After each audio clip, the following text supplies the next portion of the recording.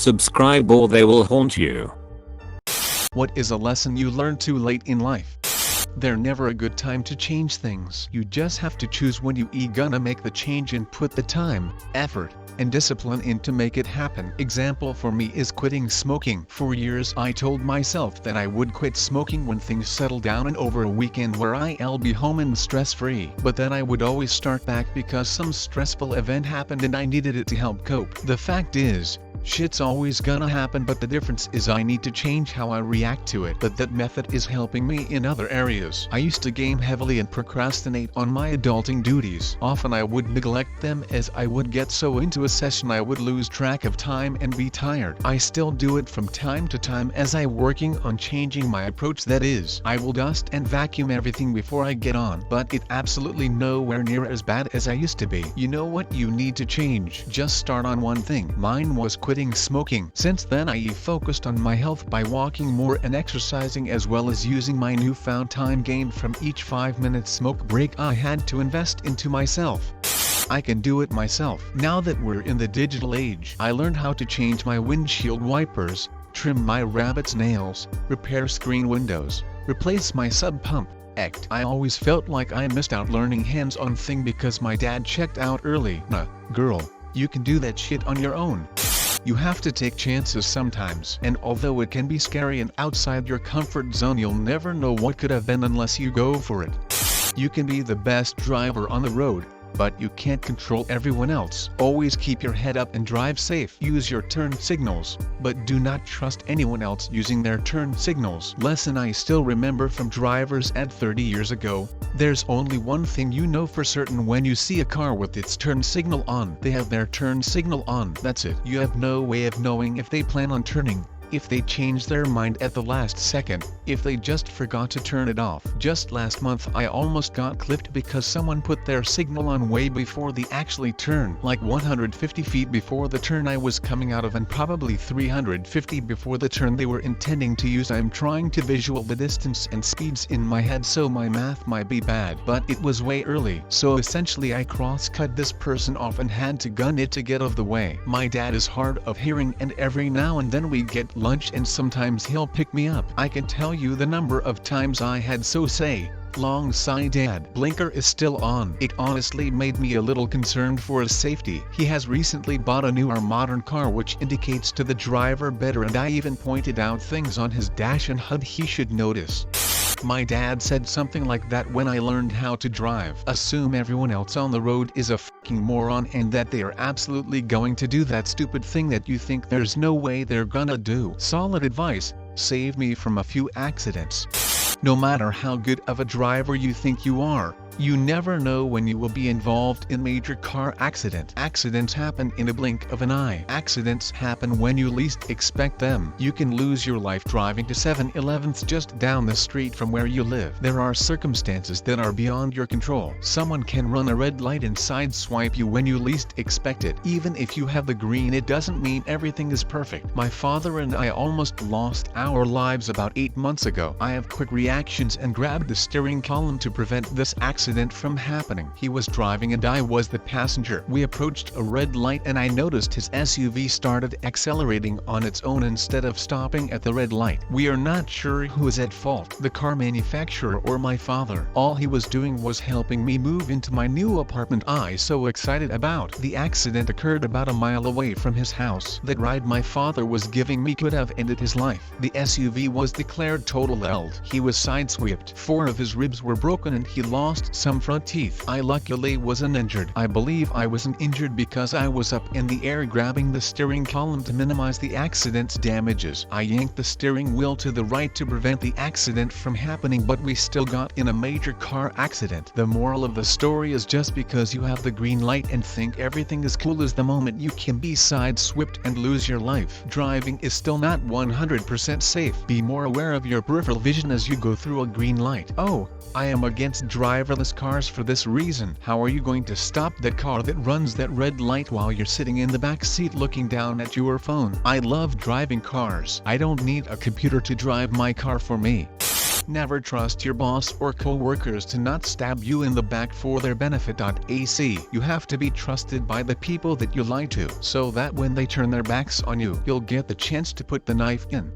Don't kill yourself working at a job that would replace you without a second thought. This one is so important. An early career lesson for me was to set boundaries with work/your bosses. First job, worked my ass off for the first few years, but my manager stopped appreciating it and started handing promotions and raises to newer, younger slackers. I eased up on how hard I was working, but going from 150% to 50% drew so much more negativity than everyone else who'd been giving 10% steadily from day one. So, another important lesson, never, ever start off giving 100%. Never. If you do, it'll be so much more noticeable when you do less.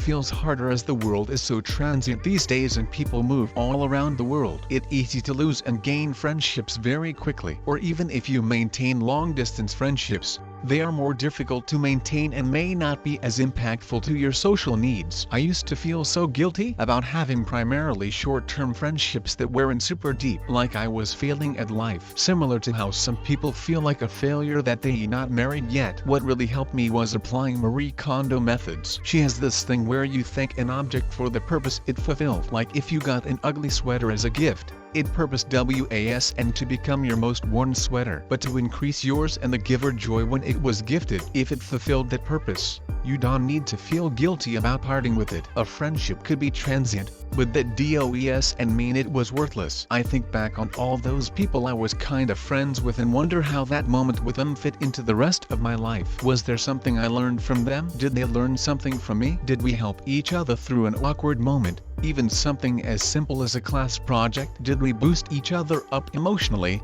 maybe by laughing at a funny joke or having a conversation at some random party? Yes, deep friendships are still good for everyone to have, but their value to short, shallow relationships. Just because someone seems nice at first, DOES and mean they a good person.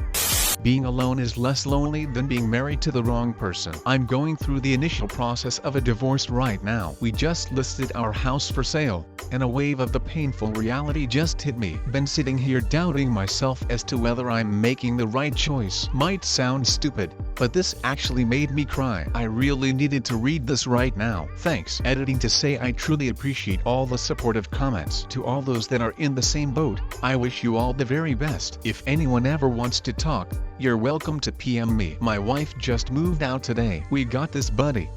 You can't really help people who don't truly want to help themselves unless a person realizes, and admits, and is receptive to being helped and helping him/her itself. You're just wasting your energy and probably adding to your own stress. Just dealt with this today. A girl I had been seeing has been saying she has been having suicidal thoughts for a long time now, and she DOES and want to get help. I mean, she does, but she DOESN. I don't know. It really confusing, and for my own mental health I just have to realize I done everything I can to support her and offer to help with therapy, medication, and she just has to want it herself. Ugh.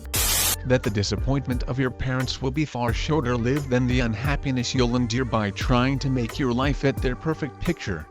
That everyone is making it up as they go along. Your teacher, parents, pastor, army generals, CEOs. Everyone. No one has 100% true answers. However, success in life is about being decisive. Get enough information to make an intelligent decision, then confidently act on it. Others will think you have all the answers.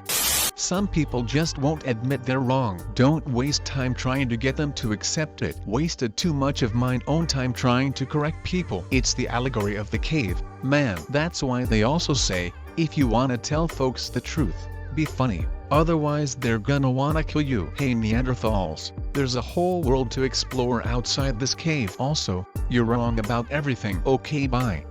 Listen to your grandparents' stories and ask them as many questions as you can about their lives and family history, etc. All four of mine passed when I was too young to truly appreciate any of the above.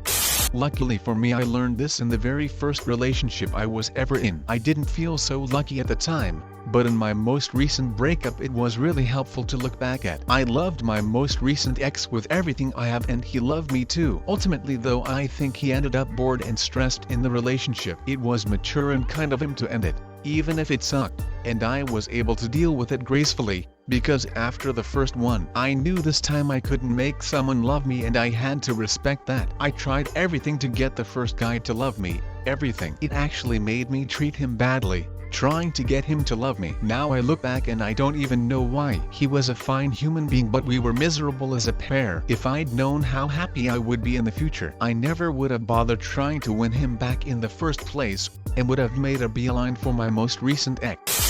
The kind of romantic love I had hoped for was a fantasy in my head and not how most normal relationships work. Edit. Hey guys, thanks for all the thingies, hugs or goats or whatever back at you. My eyes are crap from staring at tiny caterpillars all day. Working your hardest and going above and beyond at your job DOES and guarantee you'll get any farther there. It will guarantee an unrealistic workload and pace that you can maintain for the long term with your employer though. No better way to burn yourself out into total misery. The best place to be with work is just doing your job and clocking the fuck out. You are far more likely to advance at a career by being well liked. Do yourself a huge favor and just strive for middle.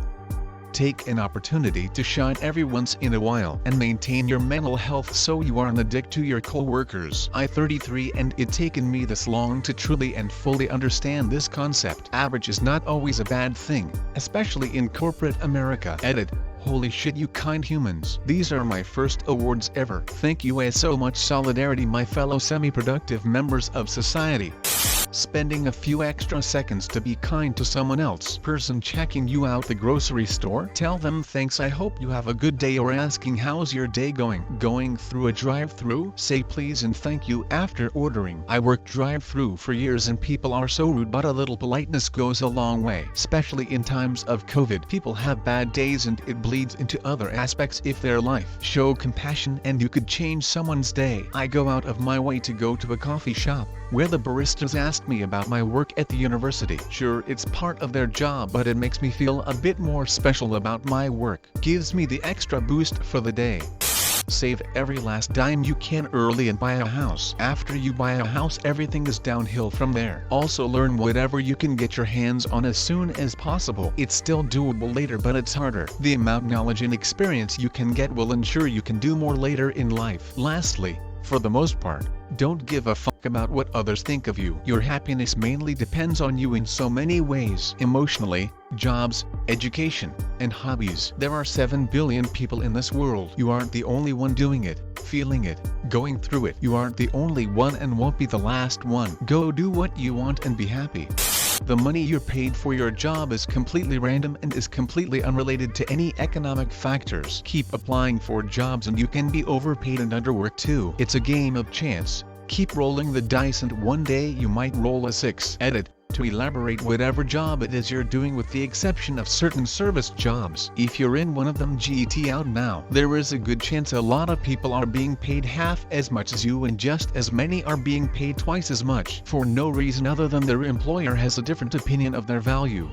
Happiness isn't a choice or something to strive for. It's a byproduct of your decisions. Edit. Some things are outside of your control, so I don't want to make it sound like a universal truth. Entropy aside, decisions you make over things you can control still matter. Satisfaction is a choice, and it's okay to not feel satisfied by the same things as time goes on. As your needs and wants change and grow, recognizing these needs can lead you to happiness. Those were personal lessons for me, born out of a dark period of my life a few years ago. Divorcing myself from the idea that I was unhappy because I was choosing to be was very freeing. I had very little to smile about, so it wasn't like I could fake it. Toxic positivity is a thing, brah. Chasing satisfaction was far more productive and tangible and brought me to a good place. Those conclusions might not function for everyone, and that's fine, but understanding the distinction between happiness and satisfaction has helped me immensely over the years.